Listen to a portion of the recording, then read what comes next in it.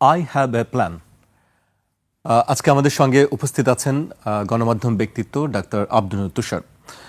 তুষার ভাই, আলোচনায় যাবার আগে আমি কিছু বিষয় উল্লেখ করতে চাই। আজকে আমরা সবাই জানি যে দীর্ঘ 17 বছর পর দেশের মাটিতে পা রেখেছেন বিএনপির ভারপ্রাপ্ত চেয়ারম্যান তারেক রহমান, এবং সঙ্গে তার স্ত্রী এবং মেয়েও আছেন।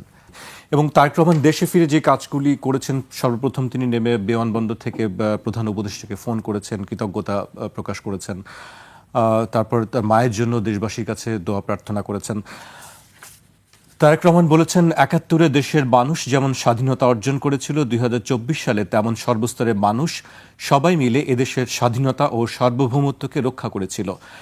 আজ বাংলাদেশের মানুষ কথা বলার অধিকার ফিরে পেতে চায়, তারা তাদের গণতন্ত্রের অধিকার ফিরে পেতে চায়। তিনি বলেছেন, আমাদের সময় এসেছে সকলে মিলে দেশ গড়ার। এ দেশে পাহাড়ের, সমতলের, মুসলমান, হিন্দু, বৌদ্ধ, খ্রিস্টান সবাই আছে। আমরা নিরাপদ বাংলাদেশ গড়ে তুলতে চাই, যে বাংলাদেশে একজন নারী, পুরুষ, শিশু যেই হোক না কেন নিরাপদে ঘর থেকে বের হলে যেন নিরাপদে ফিরতে পারে। শহীদ ওসমান হাদিকে স্মরণ করে তারেক রহমান বলেন, ওসমান হাদি চেয়েছিলেন এদেশের মানুষ অর্থনৈতিক অধিকার ফিরে পাক। ৭১-এ যারা শহীদ হয়েছেন, ২৪-এ যারা শহীদ হয়েছেন, তাদের রক্তের ঋণ শোধ করতে হলে প্রত্যাশিত বাংলাদেশ গড়ে তুলতে হবে।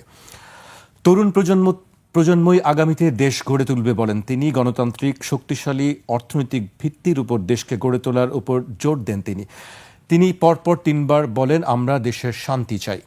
মার্টিন লুথার কিংয়ের আই হ্যাভ এ ড্রিম উক্তির উল্লেখ করে তারেক রহমান বলেন, আই হ্যাভ এ প্ল্যান। দেশকে গড়ে তুলতে পরিকল্পনা রয়েছে জানিয়ে তারেক রহমান বলেন, প্রত্যেক মানুষের সহযোগিতা তার প্রয়োজন, তাহলে পরিকল্পনা বাস্তবায়ন করা সম্ভব হবে বলেন তিনি। তুষার ভাই, আপনি তার এই বক্তব্যকে কিভাবে দেখেন? সংযত বক্তব্য ছিল।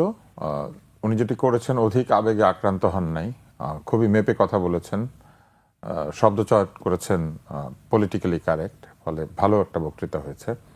এই বক্তৃতায় আবেগ এবং উচ্ছ্বাসের চাইতে যুক্তির প্রাধান্য ছিল।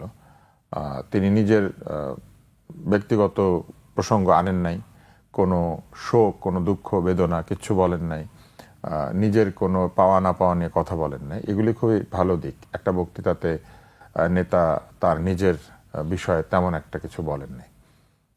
মানুষের আবেগ স্বাভাবিক, কেননা এত বছর পরে উনি বাংলাদেশে ফিরেছেন এবং এই মুহূর্তে বেগম জিয়া যেহেতু অসুস্থ, ফলে তিনি আসলে দলের কাণ্ডারি এবং তার সিদ্ধান্তই চূড়ান্ত সিদ্ধান্ত। দল তার অপেক্ষায় ছিল, বাংলাদেশের মানুষ যারা তার ভোটার তারা অপেক্ষায় ছিলেন, এমনকি তার প্রতিপক্ষ যারা তারা অপেক্ষায়